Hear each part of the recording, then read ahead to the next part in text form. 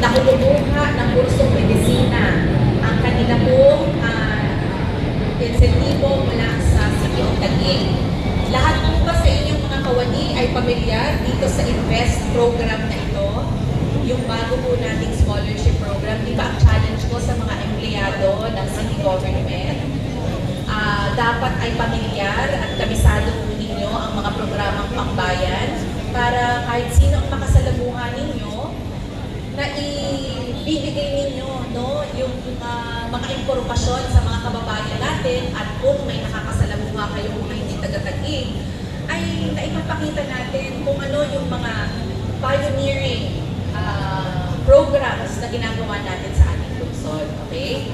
Sa ilalim po ng programa, ang ating pong mga scholars na kumukuha ng kursong medisina, babayaran ng City Government of Taguig ang kanila pong buong cost ng tuition fee nila.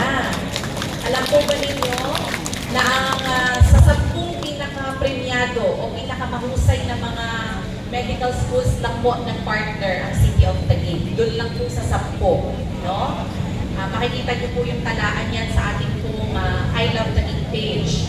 Pero sa pagkakaalam ko, ang pinakamababang tuition fee sa medisina na pasok sa 10 premiado, pinakamagagaling na medical schools sa bansa, ay nagsisimula sa 160,000 at ang pinakamataas ay 430,000 pesos a year.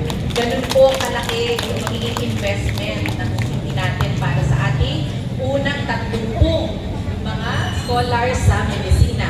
Pero hindi lang po yun. Sa ilalim po ng programa ay mayroon pa hong allowance na 15,000 kada buwan ang ating pong mga scholars. At batay po sa pag-aproba ng ating executive committee, kung sa kanilang pag-aaral ay may mga matukoy pang mga expenses na kailangan po nila sa kanilang edukasyon, ay pwede pa din po yung maaprobahan ng ating executive committee. So, ginagawa po natin ito dahil malaki ang problema ng bansa sa kakulangan ng mga doktor. Kahit ano pong gawin natin, kung kulang ang doktor, mananatili po na magiging kapos ang tulong po natin ay ibibigay sa mga kapitbahay natin sa larangan ng kalusugan.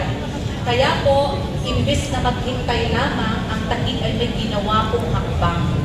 Ito na po marahil sa ngayon po, ang pinakamarami, pinakamalawak na scholarship program mula sa isang lokal na pamahalaan sa buong bansa. Proud na proud tayo sa programa.